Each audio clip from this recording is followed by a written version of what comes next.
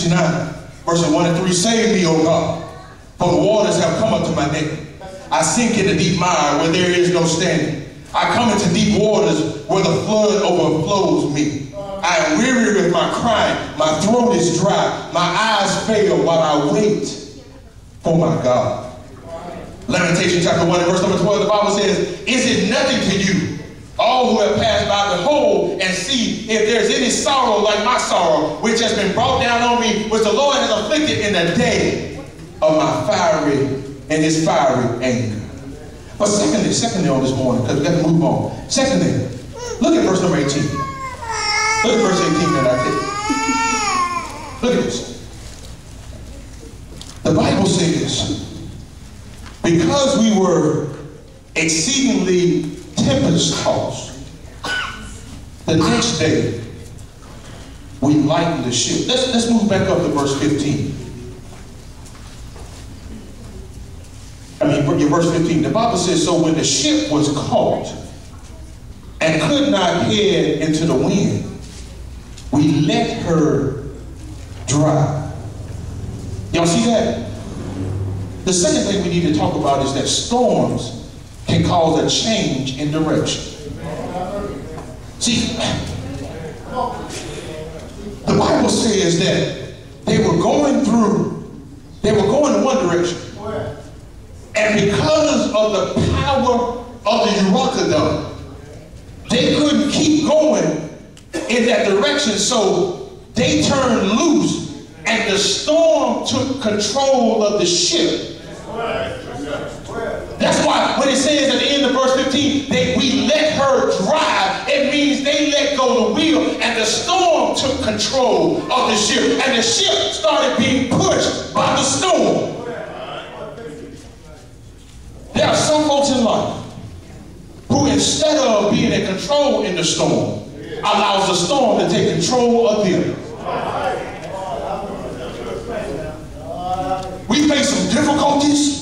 We face some tremendous moments. And instead of looking at the storm and saying to the storm, you ain't bigger than the God that I serve, we bow down to the storm and we allow the storm to push us and to toss us where it wants us to go.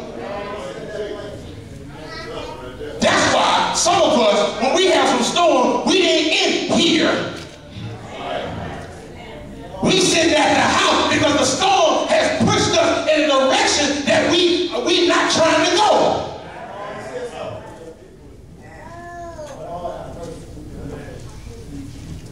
You can't serve God because you're allowing the storm to push you where the storm wants you to go.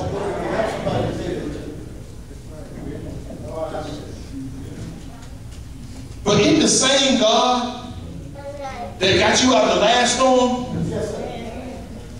y'all don't hear me. In the same God that got you out of the last Euroclydon you went through, isn't he the same God that can get you out of the storm you're going through right now? Isn't the same God that delivered you yesterday? Isn't he the same God that can deliver you today? Isn't the same God that delivered you 5 months ago? Isn't he the same God that can deliver you today? Isn't the same God that delivered you a year ago? Isn't he the same God that can deliver? Who are you to say that what God can't do? But when we have trouble, we want to stay as far away from God as we possibly can.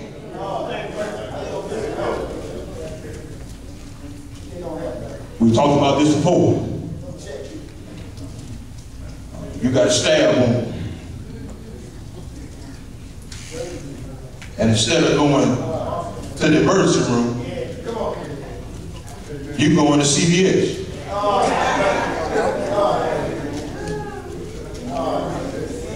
Talking about I'm gonna get some Neosporin and a Band-Aid.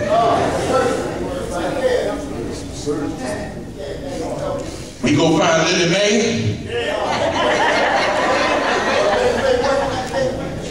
She working that day now. She working that day. Asking her where are the Band-Aids and the Neosporin. You got a 6-inch gash in your side, but you asking for a Band-Aid and some Neosporin. That ain't gonna pass. You need to go see a doctor. You need a doctor that will treat your wound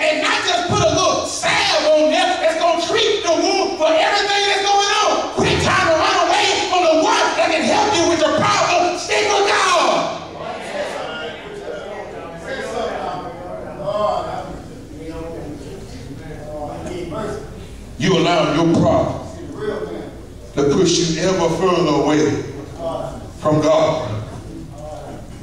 I'm going to stay on the path of the one that can do something for what I'm going through.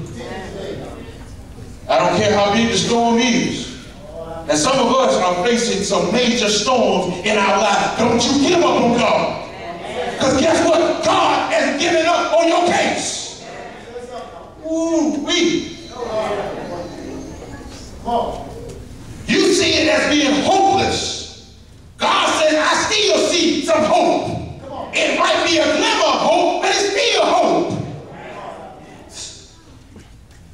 So don't allow the storms to misdirect your life. But look at this, look at this. We got to finish. We got to finish. Look at this. Go back to the text.